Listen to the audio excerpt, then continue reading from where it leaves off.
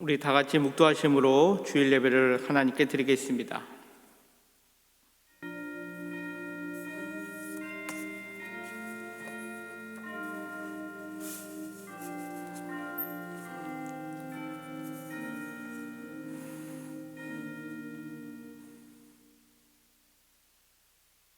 내가 여호와의 인자하심을 영원히 노래하며 주의 성실하심을 내 입으로 대대에 알게 하리이다. 내가 말하기를 인자하심을 영원히 세우시며 주의 성실하심을 하늘에서 견고히 하시리라 하였나이다. 아멘. 인자하심이 영원하신 우리들의 아버지 하나님, 대강절 넷째 주일 아침 하나님의 인자하심을 노래하게 하시고 우리를 구원하여 주신 하나님께 감사하며 예배 가운데 거할 수 있도록 인도하여 주심에 감사를 드립니다. 오늘 예배가 하나님만을 찬양하는 자리가 될 수 있도록 은총을 베풀어 주시고 주님의 성실하심을 날마다 누릴 수 있는 복된 자리가 될 수 있도록 우리를 이끌어 주시옵소서. 특별히 이번 한 주간 예수님께서 우리를 구원하여 주시기 위하여 친히 이 땅에 오신 성탄을 맞이합니다. 우리 모두 기쁨과 감사의 성탄이 될 수 있도록 이 대강절 넷째 주일을 복되고 아름답고 주님을 받아들이는 복된 마음으로 이 시간 예배할 수 있도록 은총을 베풀어 주시옵소서. 우리의 구원자 되시며 우리의 생명 되시는 예수 그리스도의 이름으로 기도드리옵나이다. 아멘.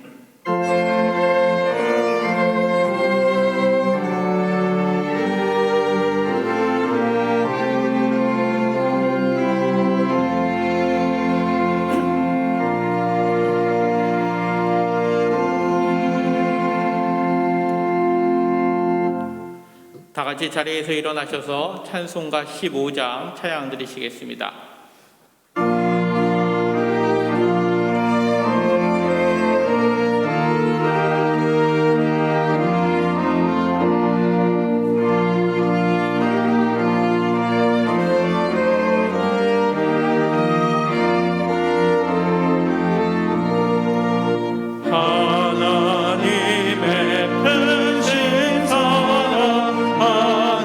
하늘에서 내리사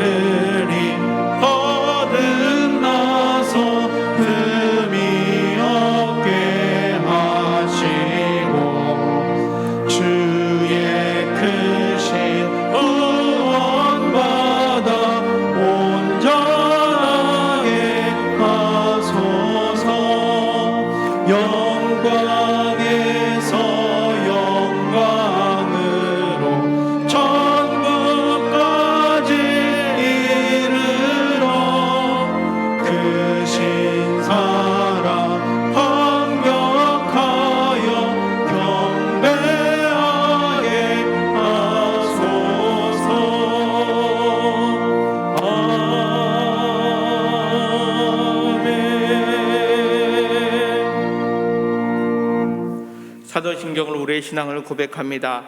나는 전능하신 아버지 하나님 천지의 창조주를 믿습니다.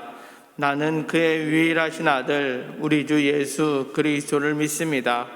그는 성령으로 잉태되어 동정녀 마리아에게서 나시고 본디오 빌라도에게 고난을 받아 십자가에 못 박혀 죽으시고 장사된 지 사흘 만에 죽은 자 가운데서 다시 살아나셨으며 하늘에 오르시어 전능하신 아버지 하나님 우편에 앉아 계시다가 거기로부터 살아있는 자와 죽은 자를 심판하러 오십니다.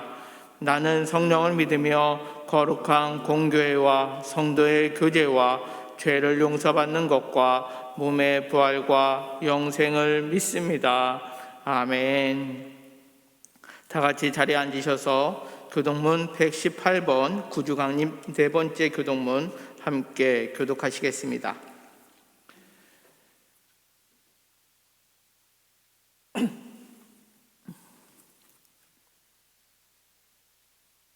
나는 시온의 의가 빛같이 예루살렘의 구원이 횃불같이 나타나도록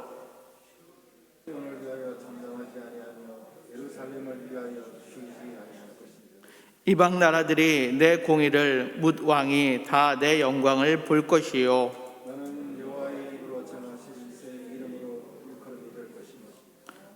너는 또 여호와의 손의 아름다운 관 내 하나님의 손의 왕관이 될 것이라. 원하건대 주는 하늘을 가르고 강림하시고 주 앞에서 산들이 진동하기를 불이 섭을 사르며 불이 물을 끓림 같게 하사 주의 원수들이 주의 이름을 알게 하시며 이방 나라들로 주 앞에서 떨게 하옵소서. 주께서 강림하사 우리가 생각하지 못한 두려운 일을 행하시던 그때에 산들이 주 앞에서 진동하여 싸우니 주 외에는 자기를 앙망하는 자를 위하여 이런 일을 행한 신을 옛부터 들은 자도 없고 귀로 들은 자도 없고 눈으로 본 자도 없었나이다. 아멘. 이 시간 이정희 장로님께서 기도해 주시겠습니다.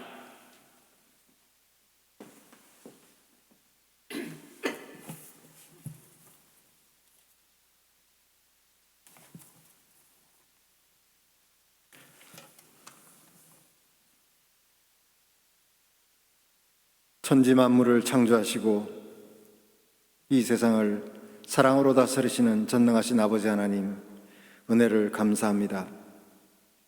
어지러운 세상 중에서도 아기 예수 탄생을 앞둔 대강절 넷째 주일을 허락하여 주시고 저희들 주님의 성전과 또 각자의 처소에서 예배드릴 수 있도록 인도해 주시니 감사와 찬송과 영광을 돌립니다.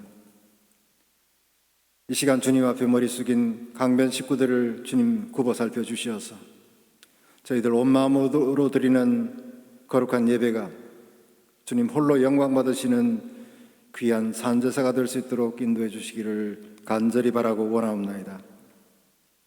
자비로우신 주님, 지나온 2020년을 돌아보면 참으로 크고 작은 어려움들이 유난히도 많았습니다. 특별히 코로나 바이러스가 1년 내내 세상을 뒤덮고 있어서 지금도 수많은 사람들이 감염돼서 고통을 받고 있고 생업에도 많은 지장을 받고 있습니다. 사회적 거리두기도 점점 강화되고 있습니다. 강변교회도 오늘로 예정된 사무총회를 연기할 수밖에 없는 절박한 상황으로 내몰리고 있습니다. 사랑의 주님, 국가도 개인도 감당하기 어려운 이 위기를 만드신 주님의 뜻을 헤아리기는 어렵지만 주님의 자녀된 저희들 언제나 주님 계획하신 그 뜻 안에 저희들이 있다는 것을 확신합니다. 시험을 당할 때 그 피할 길을 열어주시는 주님을 믿고 오직 믿음으로 주의 자녀들이 어려움들을 헤쳐나갈 수 있도록 도와주시기를 간절히 바라고 원하옵나이다. 저희들 갈 길은 멀고 밤은 깊지만은 빛 되신 주님께서 저희 인생길을 인도하여 주시어서 말씀과 기도와 찬송으로 날마다 새로워지게 하시고 끝내 모든 어려움들을 이겨낼 수 있도록 도와주시기를 원합니다. 오직 물질과 쾌락에 온 정신을 빼앗기게 만드는 이 세상 풍조에 빠지지 않도록 저희들을 붙들어 주시고 천국의 소망 가운데 주님 바라보는 믿음의 자녀들 다 될 수 있도록 지켜보아야 주시기를 원합니다. 주님 세우신 강변교회를 붙들어 주셔서 하루빨리 한 해를 결산하고 새로운 계획 속에 주의 일들을 감당해 나갈 수 있도록 아버지 하나님 도와주시옵소서. 오늘 말씀을 전하시는 장병일 목사님 능력의 주 성령께서 새로운 마음을 허락하여 주셔서 은혜의 양식을 먹이는 주의 종으로서 조금 더 부족함이 없도록 인도해 주시기를 원합니다. 찬양을 돕는 악대와 반주자에게도 주님 은혜로 함께해 주시고 어려운 중에서도 예배를 돕는 모든 손길들 주님 동일한 축복으로 함께하여 주시기를 원합니다. 예배 시종을 주님께 맡기며 이 모든 말씀 우리 주 예수 그리스도의 이름으로 기도드립니다.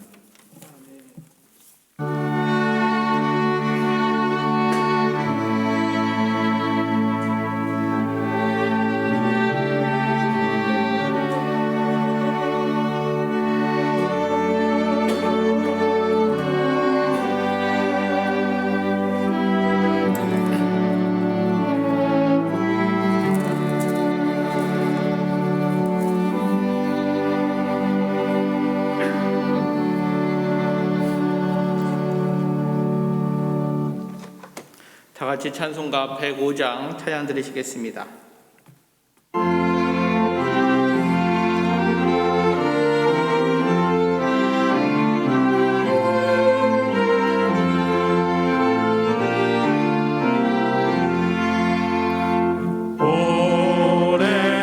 오랫동안 기다리던 주님 강림하셔서 죄에 매인 백성들을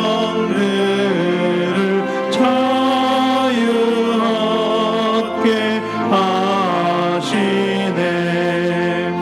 주는 우리 소망이요 힘과 위로 되시니 오래 기다리던 백성 많은 복을 받겠네. 모든 백성 구하려고 임금으로 오시니 영원토록 우리들을 친히 다스리시네. 죄로 상한 우리 마음 은혜로서 고치고 주의 빛난 보좌 앞에 이르도록 하소서.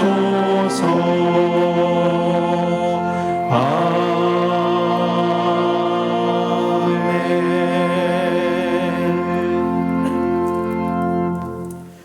오늘 우리에게 주시는 하나님 말씀은 신약성경 마태복음 2장 1절부터 12절까지 말씀입니다. 마태복음 2장 1절부터 12절까지 말씀입니다. 헤로당 때에 예수께서 유대 베들레헴에서 나심에 동방으로부터 박사들이 예루살렘에 이르러 말하되 유대인의 왕으로 나시니가 어디 계시냐? 우리가 동방에서 그의 별을 보고 그에게 경배하러 왔노라 하니 헤로당과 온 예루살렘이 듣고 소동한지라. 왕이 모든 대제사장과 백성의 서기관들을 모아 그리스도가 어디서 나겠느냐 물으니 이르되 유대 베들레헴이오니 이는 선지자로 이렇게 기록된 바 또 유대 땅 베들레헴아 너는 유대 고을 중에서 가장 작지 아니하도다. 내게서 한 다스리는 자가 나와서 내 백성 이스라엘의 목자가 되리라 하였음이니이다. 이에 헤롯이 가만히 박사들을 불러 별이 나타난 때를 자세히 묻고 베들레헴으로 보내며 이르되 가서 아기에 대하여 자세히 알아보고 찾거든 내게 고하여 나도 가서 그에게 경배하게 하라. 박사들이 왕의 말을 듣고 갈새 동방에서 보던 그 별이 문득 앞서 인도하여 가다가 아기 있는 곳 위에 머물러 서 있는지라. 그들이 별을 보고 매우 크게 기뻐하더라. 집에 들어가 아기와 그의 어머니 마리아가 함께 있는 것을 보고 엎드려 아기께 경배하고 보배압을 열어 황금과 유향과 물약을 예물로 드리니라. 그들은 꿈에 헤롯에게로 돌아가지 말라 지시하심을 받아 다른 길로 고국에 돌아가니라. 아멘.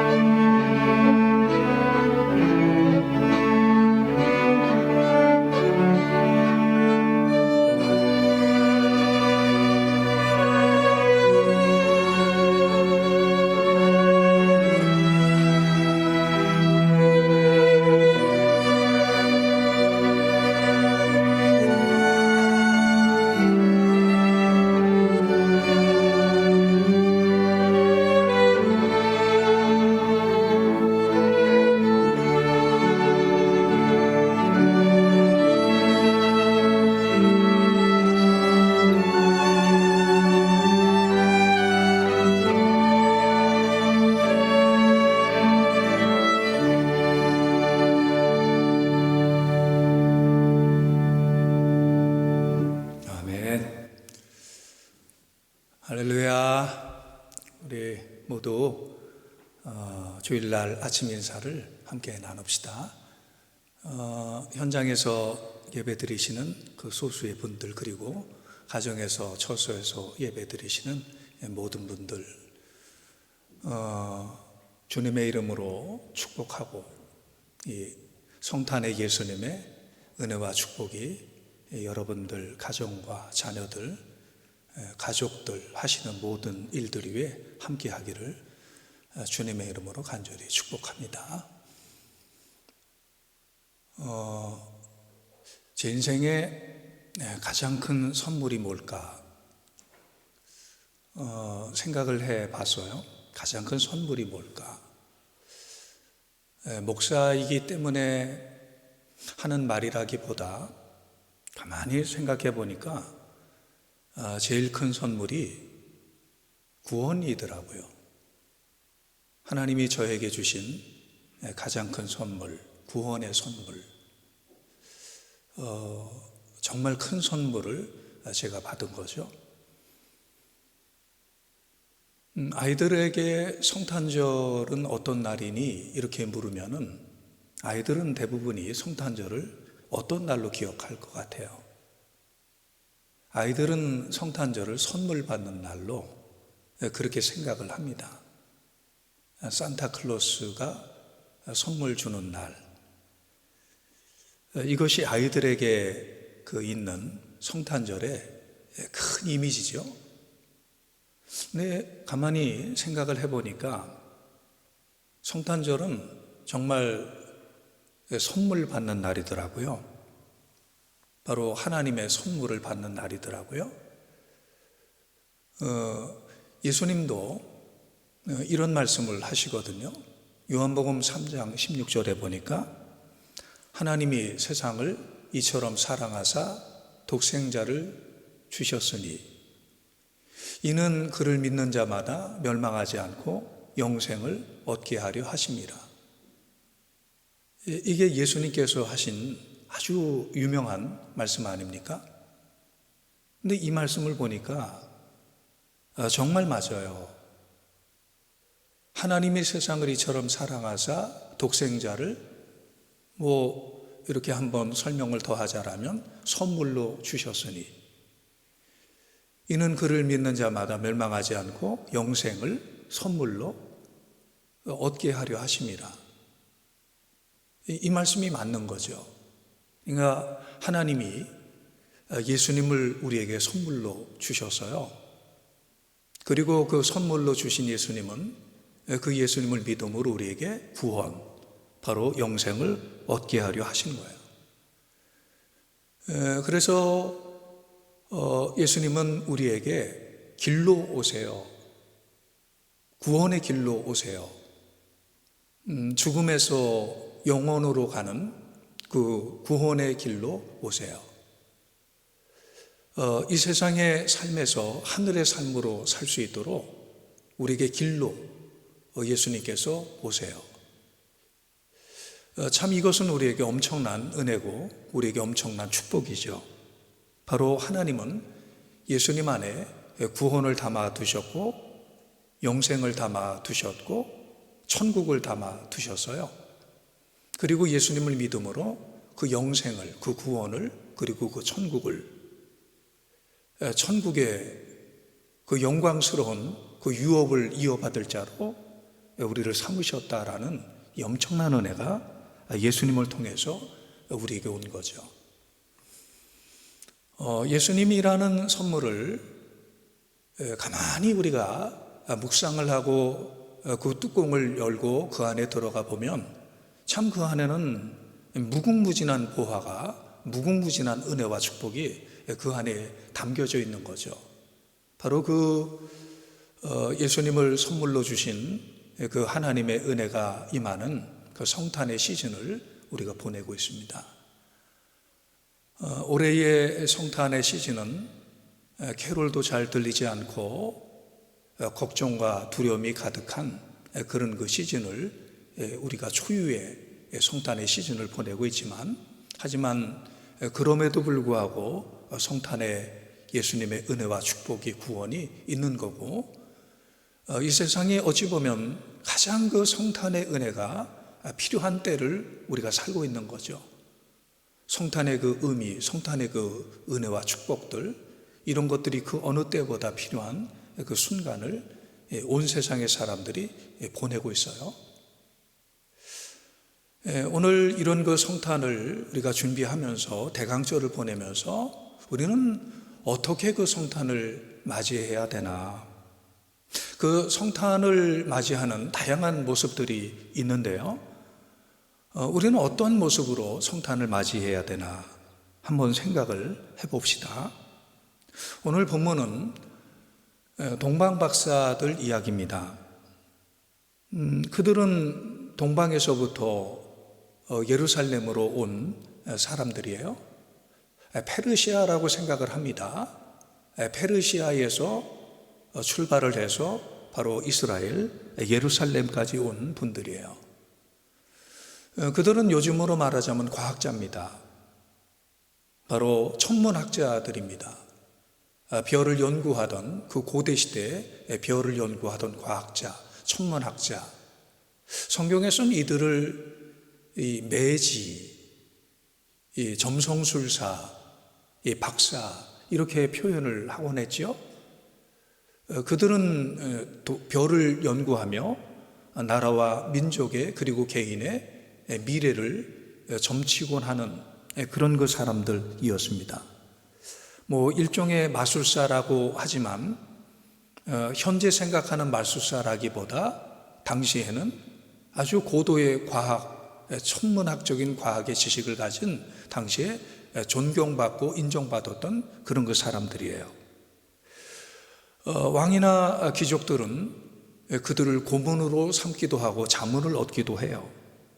왕을 간택하는 일에 참여할 정도로 상당한 권력을 소유한 엘리트들입니다. 그런 그 당대의 엘리트들, 더군다나 페르시아 제국의 엘리트들이 이 예루살렘에 왔어요. 그리고 그들이 이렇게 묻습니다. 유대인의 왕으로 난 자가 어디 있느냐? 그 예루살렘에 와서 그들이 묻고 다녀요. 사람들에게 유대인의 왕으로 난 자가 어디 있느냐? 그런 그 페르시아의 천문학자들이 예루살렘에 당시에 거대한 제국에 그리고 당시에 엘리트들인 존경과 권력을 가지고 있었던 그들이 예루살렘에 나타나서 이 질문을 하게 되자 당시 예루살렘과 헤롯 왕의 반응이 어떻다고 성경에 말씀을 합니까? 3절이죠. 헤롯 왕과 온 예루살렘이 듣고 소동한지라. 소동했다는 말은 술렁이고 당황했다라는 말이죠. 헤롯 왕은 굉장히 당황합니다. 자기가 왕인데, 사실 헤롯은 왕이지만 로마 황제에게 잘 보여서 한 지역의 왕으로 분봉왕으로 있지만 다윗의 후손이 아니에요. 에돔의 후손. 이 왕의 자격을 갖출 만한 그런 그 입장이 아니었는데 어떻게 해서 왕이 되었는데 혹시 정적이라도 나타나서 이 자리에 위협을 받지 않을까 경계합니다. 백성들은 지금도 나라가 살기 어려운데 혹시 정변이라도 일어나서 삶이 어려워지면 어떻게 할까 두려워해요. 그때 헤롯 왕이 어떻게 합니까? 대제사장들과 서기관들을 불러서 자문을 구합니다. 4절에 보니까 그리스도가 어디서 나겠느냐. 그러자 그들이 대답을 해요. 5절 6절이지요. 이르되 유대 베들레헴 이오니 이는 선지자로 이렇게 기록된 바 또 유대 땅 베들레헴아 너는 유대 고을 중에서 가장 작지 아니하도다. 내게서 한 다스리는 자가 나와서 내 백성 이스라엘의 목자가 되리라 하였음이니이다. 바로 이들은 미가서 5장 2절의 말씀을 인용하면서 그리스도의 탄생지는 베들레헴이라고 일러줘요. 그들은 이것을 정확히 알고 있었습니다. 참으로 대단한 지식, 참으로 대단한 성경 지식이에요. 그런데 그들은 그것으로 끝이었습니다. 이런 그 지식을, 성경적인 지식을 가지고 있었다라면 움직였어야 하지요. 행동을 했어야 하지요. 실천해야죠. 베들레헴에서 그리스도가 남을 알았다라면 베들레헴으로 달려가야죠. 하지만 이런 그 탁월한 성경적인 지식을 가지고 있었음에도 불구하고 그들은 전혀 움직이지 않았습니다. 전혀 행동하지 않았습니다. 그들은 관심도 갖지 않았고 정말 메시아가 태어났는지 확인을 하려고 하지도 않았습니다. 헤롯 왕은 결국은 동방 박사들을 불러서 꼬치꼬치 캐묻고 베들레헴에 가서 혹시 아기로 나신 메시아가 있다라면 그 그리스도를 만나면 돌아가는 길에 자기를 만나서 알려달라고 요청을 해요. 겉으로는 자기도 그 그리스도에게 경배를 하겠다고 겉으로는 말하지만 사실은 속셈이 그 정적이 될지도 모르는 그 그리스도를 없애려고 하는 그런 그 속마음이 있었던 거죠. 그러니까 뭡니까 여러분? 대제사장이나 서기관들은 성경적인 지식은 있었지만 예수님의 탄생에 무관심했고, 이 헤롯과 권력을 가진 사람들은 오히려 성탄을 이해득실을 계산하면서 맞이하고 있는 거예요. 누가복음 2장에 보면 또 다른 성탄을 맞이하는 사람들의 모습이 나옵니다. 갈릴리 나사렛에 살고 있던 마리아와 요셉이 고향 베들레헴으로 호적을 정리하기 위해서 갑니다. 로마 황제의 행정명령으로 각 태어난 곳으로 가서 호적을 정리하라고 이런 그 행정명령을 받고 요셉과 마리아가 바로 베들레헴으로 갑니다. 그런데 마리아는 당시 임신 중입니다. 바로 아기 예수님을 임신한 만삭의 상태였습니다. 마리아는 이제 해산을 앞두고 해산을 하려고 방을 구하는데 방을 구할 수가 없었어요. 모든 여관마다 방이 동이 났습니다. 그 상황을 누가복음 2장 7절은 이렇게 기록합니다.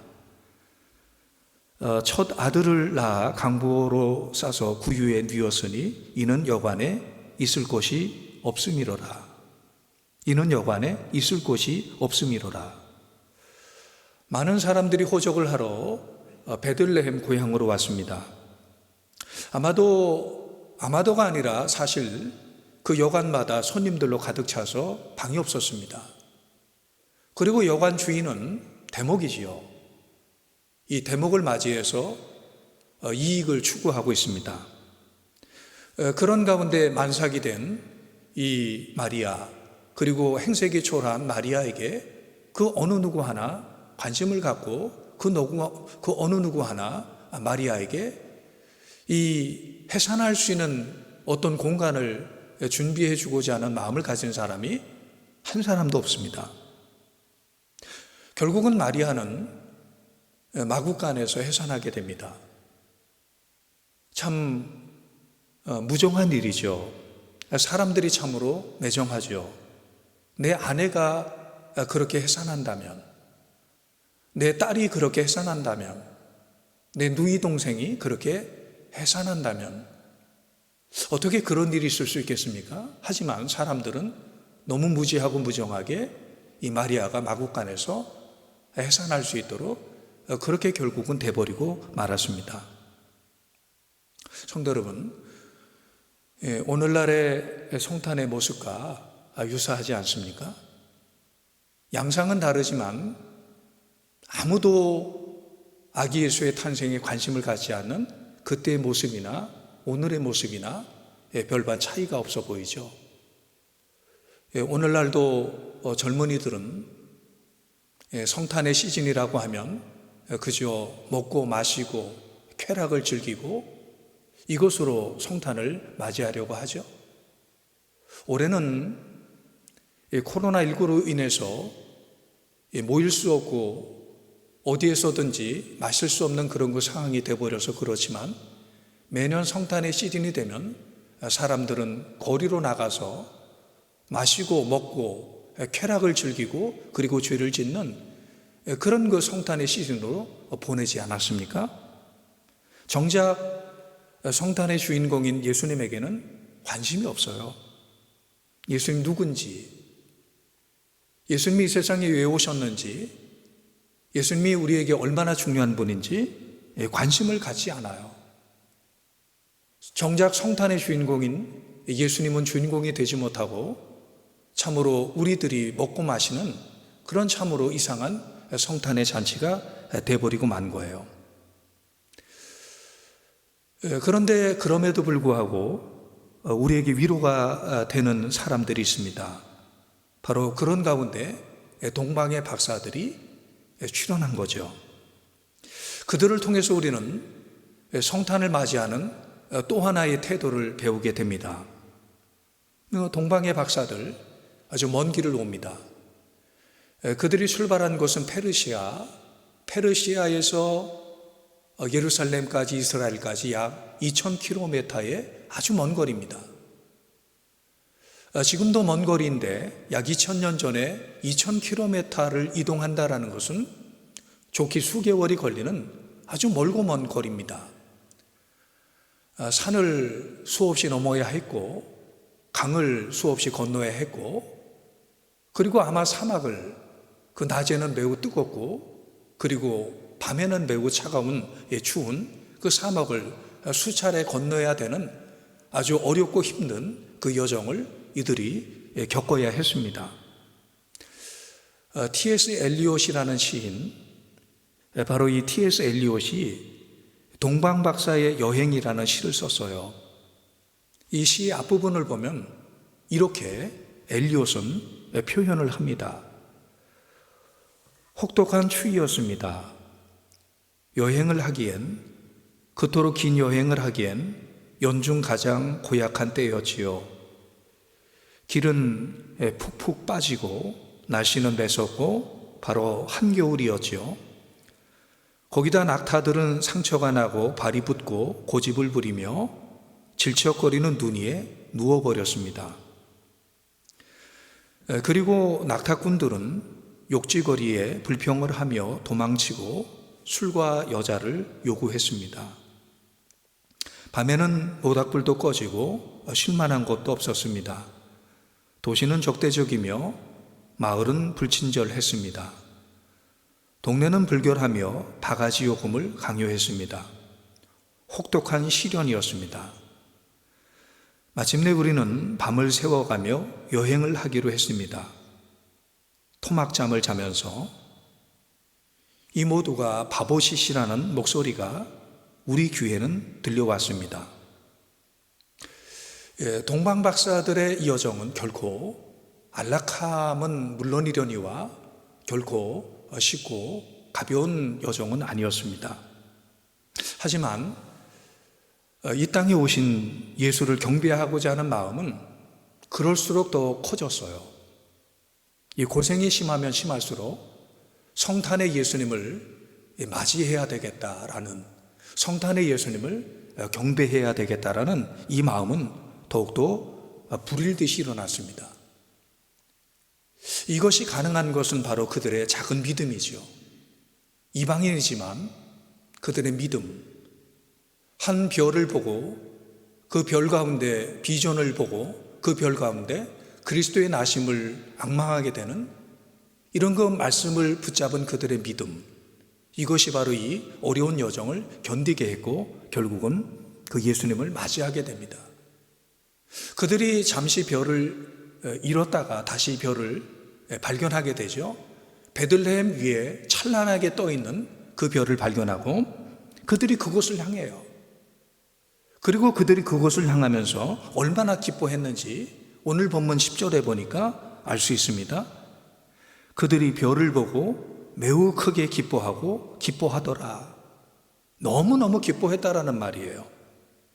매우 크게 기뻐하고 기뻐했다. 사정으로 강조하죠.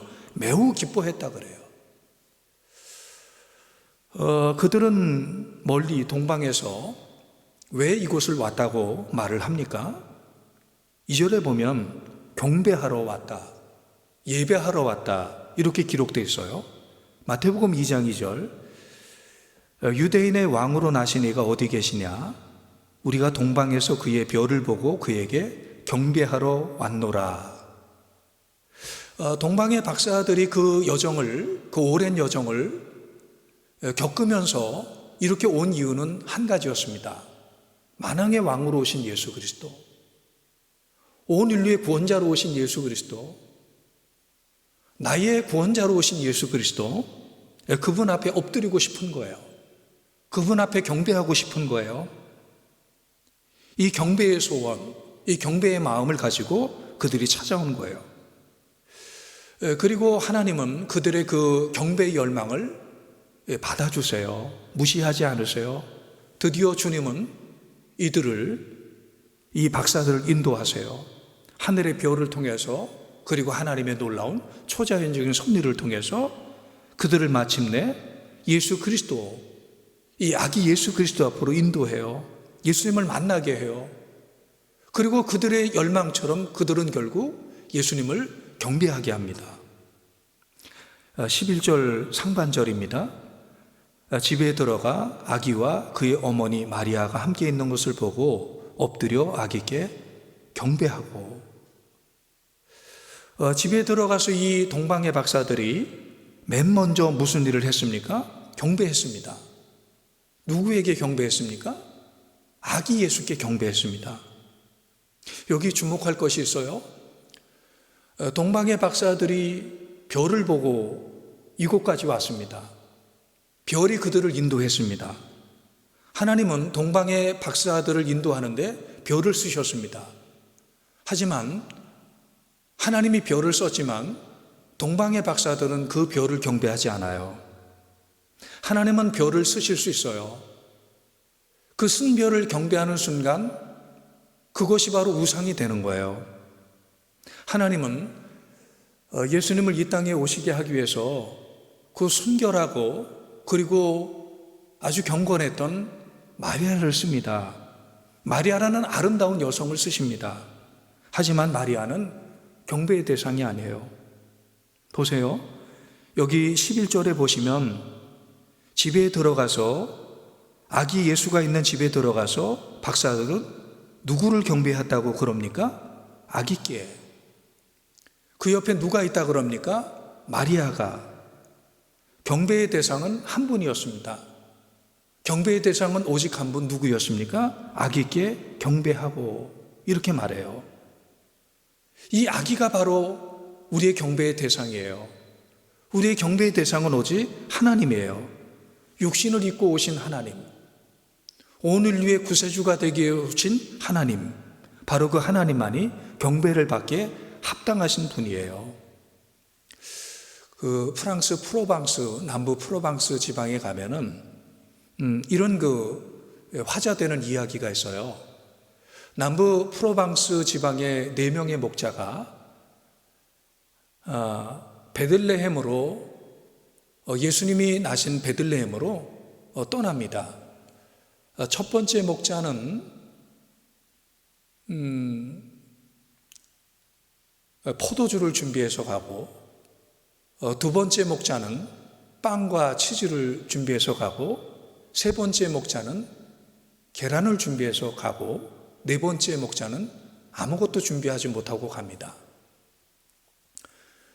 3명의 목자가 베들레헴에 도착을 합니다. 베들레헴에 도착해서 마구간으로 갔고, 그곳에서 바로 예수님의 부모 요셉과 마리아를 만나요. 그리고 준비한 선물을 드리고 그 요셉과 마리아와 대화를 합니다. 참 마리아가 아름답다고, 참이 마구간이 아늑하다고, 요셉이 참 좋은 곳을 장소로 마련했다고, 별빛이 참 아름답다고 그렇게 대화를 해요. 그런데 이 네 번째 목자가 없어요. 이 네 번째 목자의 이름은 매력에 이끌렸다, 이런 의미로 엉샹떼, 이런 그 이름을 가지고 있어요. 엉샹떼. 이 네 번째 목자 엉샹떼가 없음을 발견하고 이 목자들이, 그런데 엉샹떼는 어디 있는 거야? 이 엉샹떼를 찾아요. 안과 밖을 다니면서 찾아요. 그리고 아무 곳에도 이 엉샹떼가 없는 것을 보고 그 바람을 막으려고 커튼처럼 쳐놓았던 그런 그 커튼을 제끼고 나니까 그 안에 이 구유가 있고, 아기 예수님이 그 구유에 누워 있고 바로 그 구유에 누워 계신 예수님 앞에 무릎을 꿇고 엉장대가 있는 거예요. 엉장대가 그 예수님 앞에 무릎을 꿇고 예수님에게 이렇게 계속 밤새 내내 말을 하는 거예요.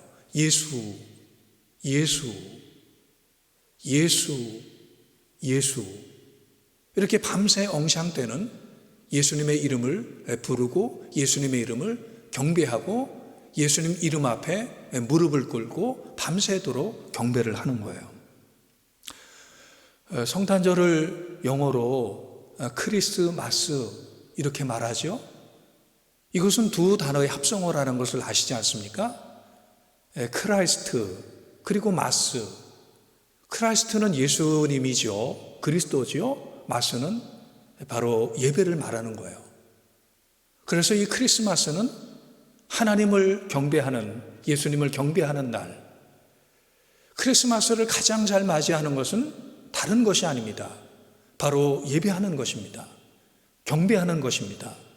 만왕의 왕으로 오신 예수님을 경배하는 것이 이 크리스마스를 가장 잘 맞이하는 거예요. 이 동방의 박사들은 그 예수님을 경배하러 왔고 별을 경배하지 않고 부모님 마리아를 경배하지 않고 이 구세주 예수 그리스도에게 경배를 해요. 동방의 박사들은 예수님을 경배하면서 자신이 드릴 예물을 가지고 왔습니다. 그 예물까지 드려요. 11절 하반절이죠. 보배합을 열어 황금과 유향과 모략을 예물로 드리니라. 세 가지의 예물을 이 종교개혁자인 마틴 루터는 이렇게 해석을 해요. 황금은 가장 귀한 것으로 왕에게 드릴 합당한 예물이고, 유향은 하나님께 드리기에 적합한 예물이고, 모략은 십자가의 속죄 어린 양으로 죽으실 예수 그리스도에게 적합한 예물이다. 이렇게 해석을 해요. 다시 말해서 이 황금은 예수님이 하나님이심을 의미하는, 예수님이 만왕의 왕이심을 상징하는 것이라면, 유향은 예수님의 신성, 예수님의 하나님 되심을 상징하는 것이고, 모략은 육신을 입고 이 땅에 오신 예수 그리스도께서 십자가에 죽으시는 장사 되심의 이 모략, 예수님의 인성을 의미하는 모략, 이렇게 말하고 있는 거예요. 그들은 아주 귀한 것을 예수님에게 준비해서 드립니다. 최고의 것을, 최상의 것을 그들에게 드립니다. 예수님에게 드립니다. 바로 주님 앞에, 최고의 왕 되신 주님 앞에, 구세주 앞에 그들은 최고의 것을 드립니다. 성도 여러분, 예수님은 이 땅에 구세주로 오셨습니다. 우리에게 구원을 주시기 위해서 오셨습니다. 하나님과 우리와의 깨어진 관계를 회복시키기 위해서 오셨습니다. 우리의 구원과 우리의 축복을 위해서 하나님이 인간의 몸을 입고 이 땅에 오셨습니다. 예수님 태어나실 때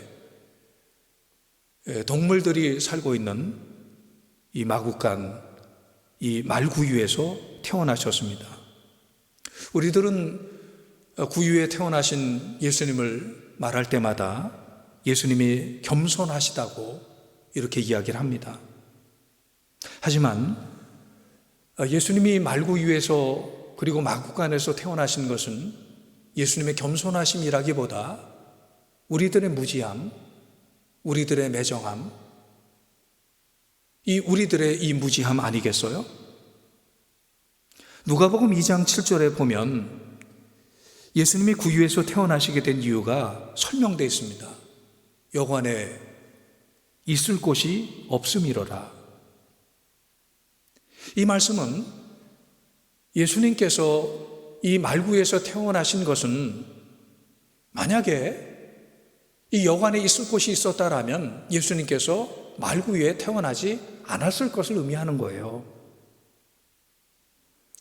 여관이 아닌 다른 곳 어디에든지 간에 예수님께서 태어나실 곳이 있었다라면 그곳에서 예수님이 태어나셨다라는 거예요. 그래서 우리는 구유에서 태어나신 예수님을 볼 때마다 부끄러워하고 죄스러워해야 합니다. 오늘의 우리는 예수님을 구유에서 태어나시게 하는 사람 같아 보여요. 자신들의 집은 호화롭게 만들어 놓고 온갖 좋은 것들을 누리면서 살면서도 정작 하나님에게는 관심이 없고 이 땅에 오신 구세주 예수님에게는 관심이 없고 예수님을 결국은 이 마구간에서 태어나게 할 수밖에 없는 그런 그 상황이 되어버렸던 그때의 사람들과 우리는 하등의 차이가 없어요. 자신을 위해서는 아끼지 않으면서도 예수님에 대해서는 인색하고 무례했음을 우리는 회개해야 됩니다. 우리 모두 예배 없이 언젠가는 어느 해인가는 우리 인생의 마지막 크리스마스, 마지막 성탄절을 보내게 될 겁니다.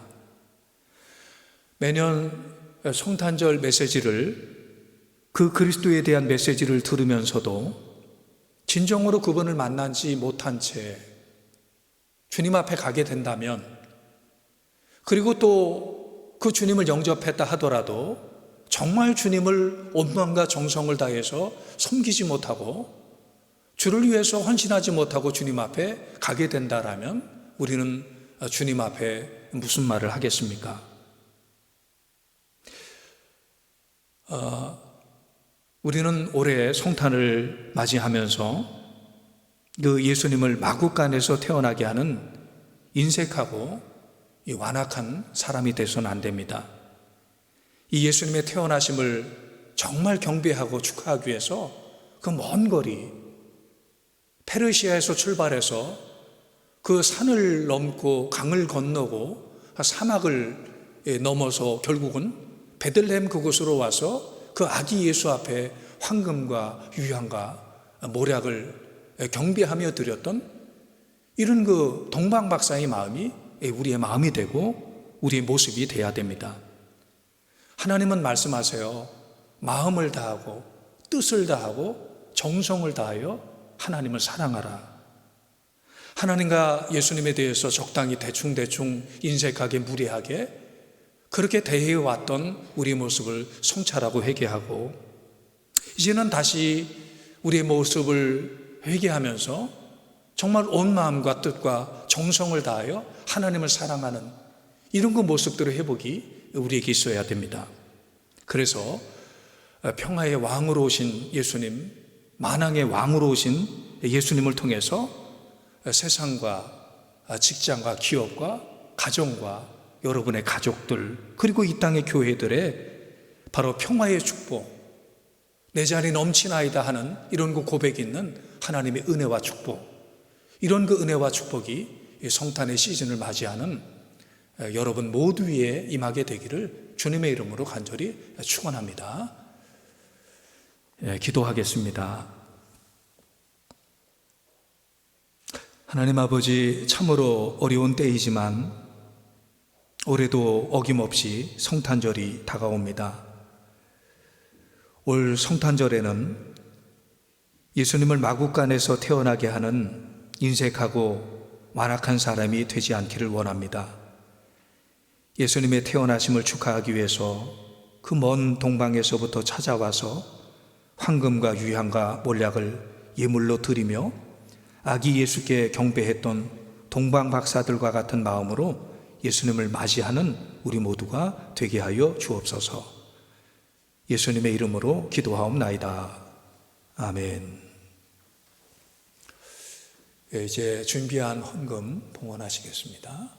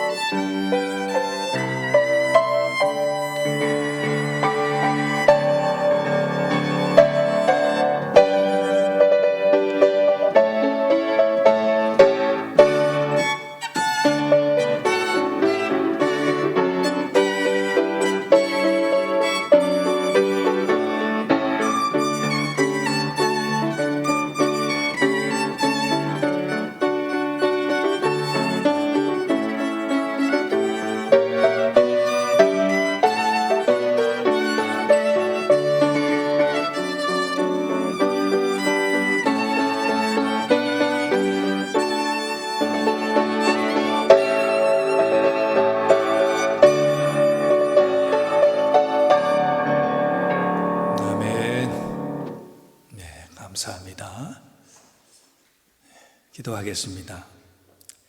사랑하는 주님, 오늘 우리가 드리는 헌금을 거룩한 헌금으로 받아 주시옵소서.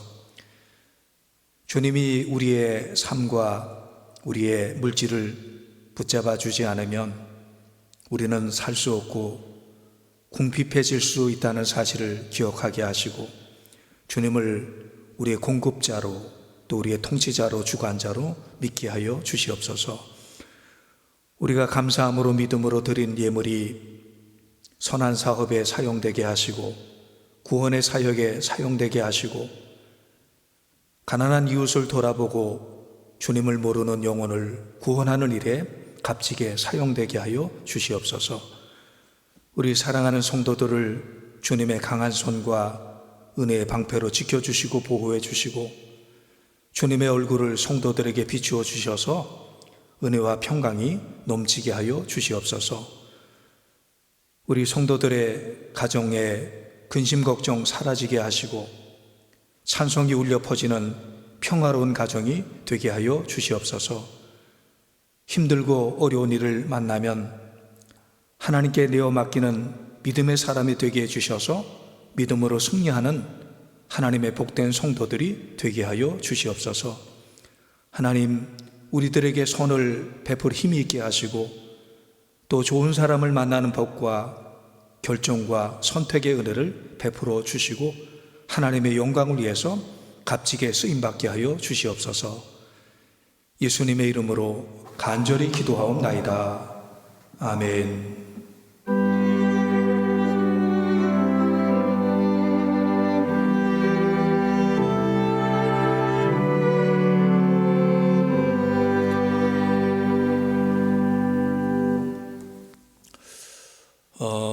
교회에서의 예배는 예배위원들 20명 안짝으로 예배를 드리게 돼서 대부분은 가정에서 지금 주일 예배를 드리고 있습니다.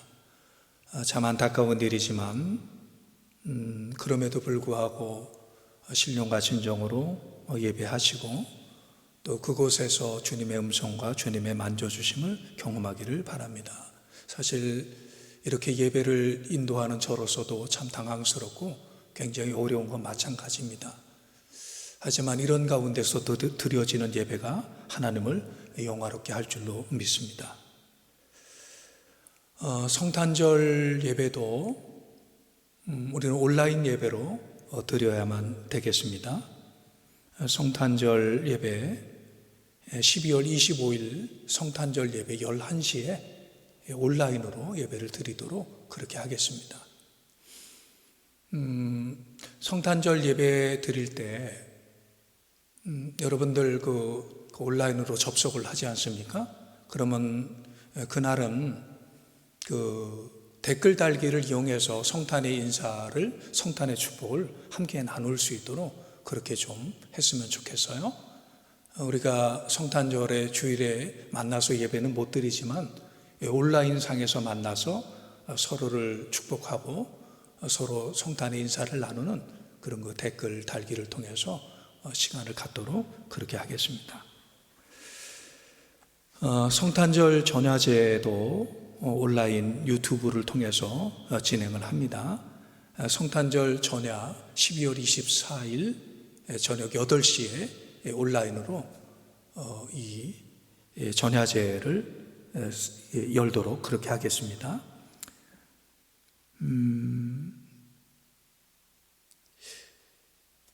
제68차 정기 사무총회 오늘로 공고가 됐었죠. 하지만 오늘 사무총회를 개회할 수가 없게 돼서 2주간 연기를 하도록 하겠습니다.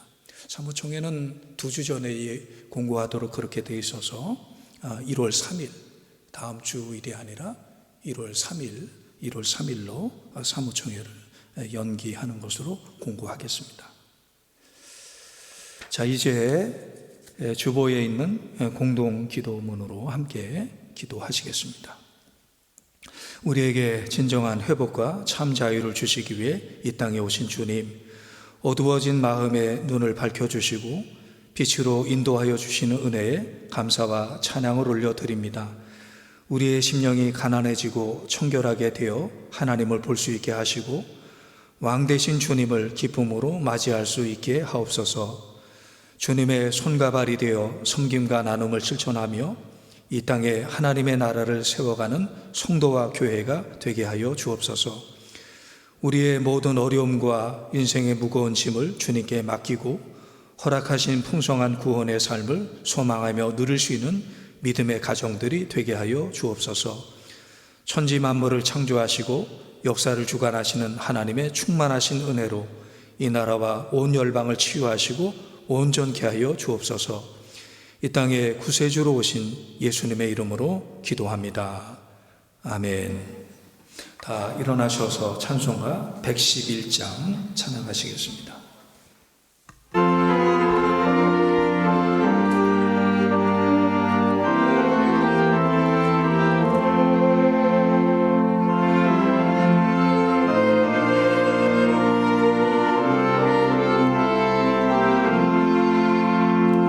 귀중한 고백함을 주 앞에 드리고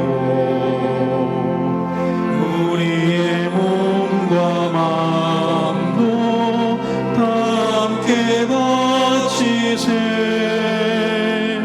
진리는 오묘하고 사랑은 성결해.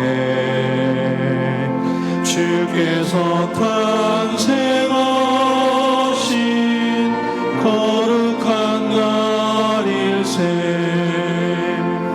주께서 주신 은혜 한없이 크오니 우리가 받은 것을 감사히 바치세. 기쁨은 충만하고 소망은 불변해. 정성과 마음을 다해 경배를 드리세. 들에서 밤을 새며 양치던 목자들 하늘에 빛난 영광 보고서 놀랍네. 천사의 기쁜 소식 목자들 듣고서 찾아와 경배하며 영광을 돌렸네.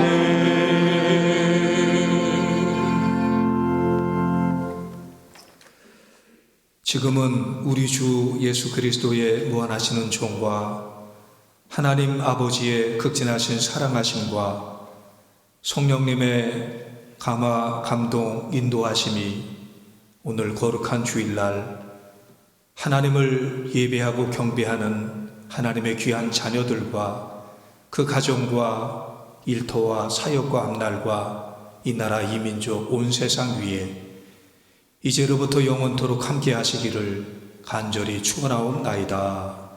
아멘.